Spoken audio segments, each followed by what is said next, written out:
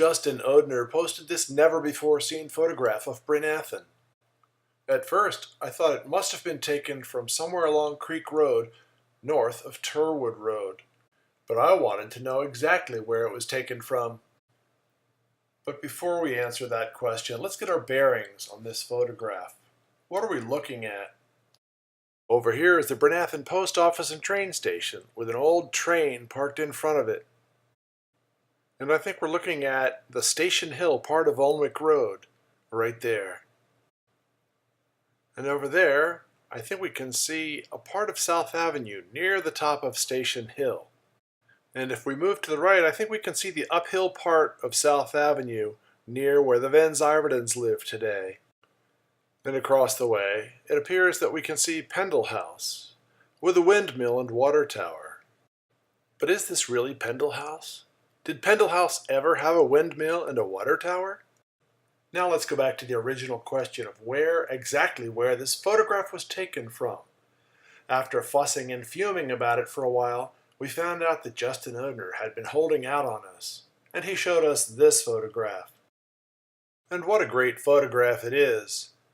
You can clearly see that this was taken from a place beyond the Pennypack Creek, probably up near Creek Road. Here you can clearly see a deeper part of the Pennypack Creek, which is caused by the old dam that was built just north of the post office. And just downstream from the dam, you can clearly see an area of what I would call rapids, especially compared to the deeper part of the creek. The dam was originally built to divert water into a mill race, to provide water for Fetter's Mill. The mill race ran from just above the dam, down along what is now known as Pennypack Lane, and underneath Fetter's Mill.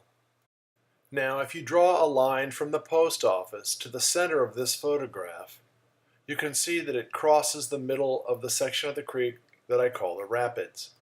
Here is a Google Maps screen capture that shows that line of sight across the rapids and to the post office.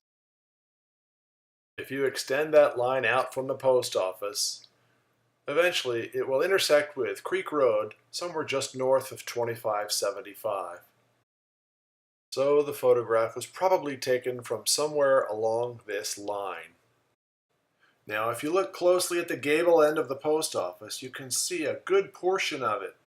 The angle might look like this. From this overhead picture of the post office, you can see two lines. The top one goes out to Creek Road north of 2575, and the bottom one actually goes out exactly to 2575 Creek Road, producing a much flatter angle of the gable end of the post office. The view along the flatter angled line might produce a gable end that looks like this instead of the one that we actually see of the post office. So now we have more or less demonstrated where the picture was taken from. But what about these other landmarks? Is there any way we can demonstrate that those are actually what we are seeing? I think it's pretty safe to assume that that road there is actually the Station Hill part of Alnwick Road. But if you look straight beyond Station Hill, you'll see another road. Is that the uphill part of South Avenue?